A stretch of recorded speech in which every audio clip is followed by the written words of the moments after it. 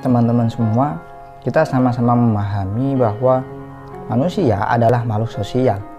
Ia berhubungan dengan masyarakat atau banyak orang dan bersinggungan dengan banyak hal berkaitan dengan kehidupan. Kadangkala ia membutuhkan pertolongan atau bantuan, bahkan saat memiliki kesulitan berpikir, ia juga akan membutuhkan sokongan saran dari orang lain. Tidak mungkin nih manusia hanya akan hidup dengan keakuannya, ya kan? Dan tidak mengakui bahwa ia membutuhkan sosok lain selain dirinya. Tidak mungkin pula ia mampu mencukupi apa yang menjadi kebutuhannya tanpa berinteraksi dengan sesamanya. Sungguh teman-teman semua, kita ini adalah makhluk Tuhan yang tidak boleh mengingkari bahwa di sana sini masih ada kekurangan pada diri. Kita butuh pihak lain, kita butuh sesuatu selain yang kita miliki. Dengan cara apa? Bersosial. Maka dari itu kita belajar tentang faktor-faktor sehingga manusia perlu hidup bersosial. Maka faktor-faktor yang mempengaruhi manusia perlu hidup bersosial, yang pertama nih, mesti ada dorongan seksual. Dorongan seksual ini memiliki makna bahwa manusia memiliki keinginan untuk memiliki keturunan dari jenis mereka. Orang akan merasa bahagia bila mempunyai anak yang merupakan darah daging sendiri. Dan untuk memenuhi dorongan tersebut, maka manusia harus berhubungan dengan orang lain. Dia membutuhkan kehadiran wanita, dan wanita juga membutuhkan kehadiran seorang pria. Sesuai dengan aturan yang ada, maka antara pria dan wanita akan melakukan pernikahan agar hubungan seks yang mereka lakukan tidak melanggar hukum. Sesuai dengan adat ketimuran, kita pula tidak mungkin kita akan menerobos jalan di luar norma yang berlaku di Indonesia, seperti melakukan free sex, di mana harkat dan martabat kita kalau begini, ya kan?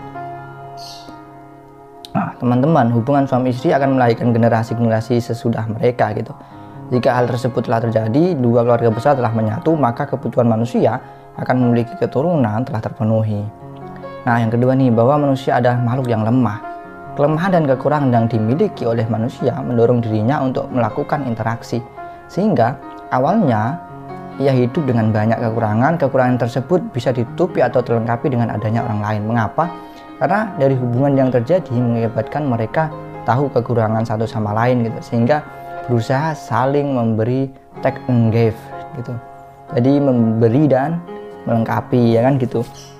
Isn't it gitu.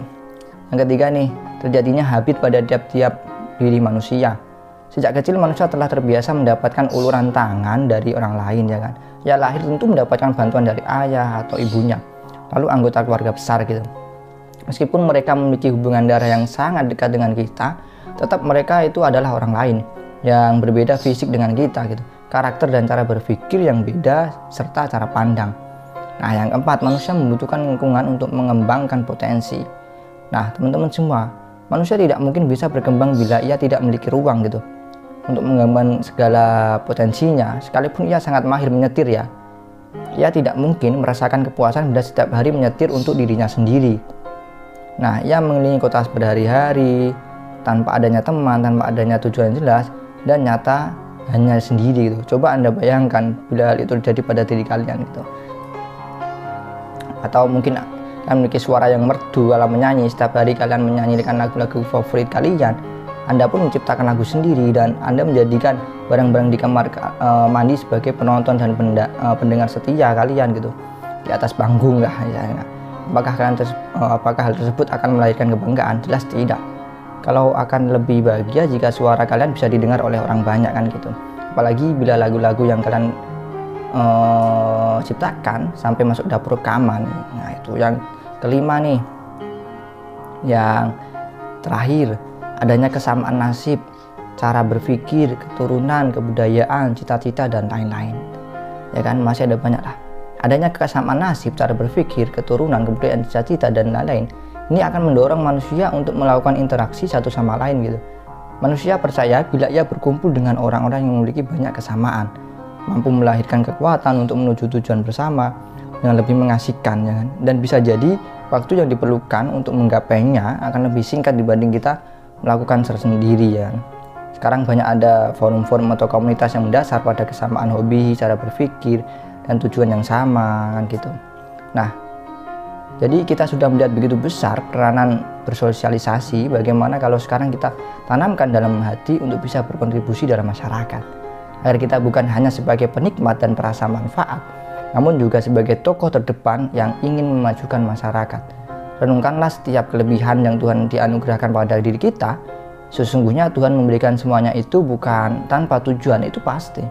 Dia ingin dengan nikmat dan karunia-Nya menjadi manusia sebagai makhluk yang benar-benar menggunakan akalnya, sehingga kelebihan yang dimiliki bisa diberdayakan sebagai sesuatu yang lebih manfaat gitu, kontribusi. Nah, itu yang penting. Jangan biarkan diri kalian menjadi sosok yang cukup nyaman dengan keadaan, padahal di sana sini banyak kemaksiatan dan degradasi moral yang cukup meresahkan gitu. Berpikirlah karena kalian mempunyai otak, berpikirlah karena kalian merupakan makhluk Tuhan yang mampu berpikir, berpikirlah karena kalian memiliki kemampuan yang bagus dalam menyusun perencanaan dan melejitkan potensi. Tetap semangat, tetap sehat.